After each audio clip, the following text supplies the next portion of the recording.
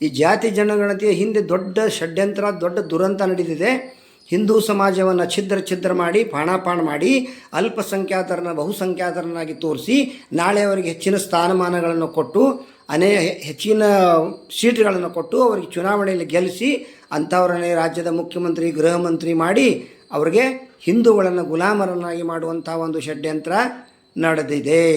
ದಯವಿಟ್ಟು ಎಲ್ಲರೂ ಅಲರ್ಟ್ ಆಗಬೇಕು. ಅದಕ್ಕೆ ನಾಳೆ ಏನು ಮಾಡ್ತಾರೆ, ಕೆಲವರು ಹರಾಮ್ಖೋರ ರಾಜಕಾರಣಿಗಳ ಜೊತೆಗೆ ಕೆಲವು ಮನೆ ಹಾಳ ಮಠಾಧೀಶರು ಸೇರಿಬಿಟ್ರೆ. ಆ ಮಠಾಧೀಶರಿಗೆ ಇವರು ರಾಜಕಾರಣಿಗಳು ಆಮಿಷವನ್ನು ಒಡ್ಡಿದ್ದಾರೆ.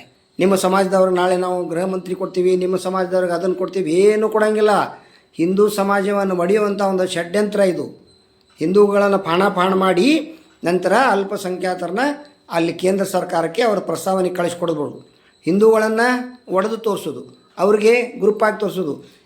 ಮುಸಲ್ಮಾನ್ ಮತ್ತು ಕ್ರಿಶ್ಚಿಯನ್ರೊಳಗೂ ಅನೇಕ ಬಣಗಳಿದ್ದಾವೆ, ಅವರು ಅದನ್ನು ತೋರಿಸಂಗಿಲ್ಲ. ಒಟ್ಟು ಮುಸಲ್ಮಾನರ ಸಂಖ್ಯೆ, ಒಟ್ಟು ಕ್ರಿಶ್ಚಿಯನ್ರ ಸಂಖ್ಯೆ, ಲಿಂಗಾಯತರ ಸಂಖ್ಯೆ ತೋರಿಸ್ಬೇಕಾದ್ರೆ ಬಣಜ್ಗಾರದಿಷ್ಟು, ಪಂಚಮಸಾಲಿಯರ್ದಿಷ್ಟು, ಶೀಲವಂತರದಿಷ್ಟು, ಕುರುಬರದಿಷ್ಟು, ಒಕ್ಕಲಿಗಾರದಿಷ್ಟು, ಗೌಡ್ರದಿಷ್ಟು ಅಂತೇಳಿ ಅದನ್ನು ಒಡೆದು ತೋರಿಸೋದು. ಆಮೇಲೆ ಕೆಲವು ಹಿಂದೂಗಳಿಗೆ ಆಮಿಷ ಒಡ್ಡಿದ್ದಾರೆ. ಈಗ ನೋಡಿರಿ, ಮೊನ್ನೆ 2,000 ರೂಪಾಯಿಗೆ ತಮ್ಮನ್ನು ತಾವು ಮಾರ್ಕೊಂಡ್ಬಿಟ್ರು. ಅಕ್ಕಗೆ 2,000 ರೂಪಾಯಿ ಕೊಟ್ಟರೆ ಮಾವು ಎಣ್ಣೆ ಹುಡಿ ಮಾವಿಗೆ 4,000 ರೂಪಾಯಿ ಊಟ ಇಟ್ಟರು. ಅಕ್ಕಗೆ ಬಸ್ ಫ್ರೀ ಮಾಡಿದರು, ಮಾವಿಗೆ 40% ಬಸ್ ಚಾರ್ಜ್ ಜಾಸ್ತಿ ಮಾಡಿದರು.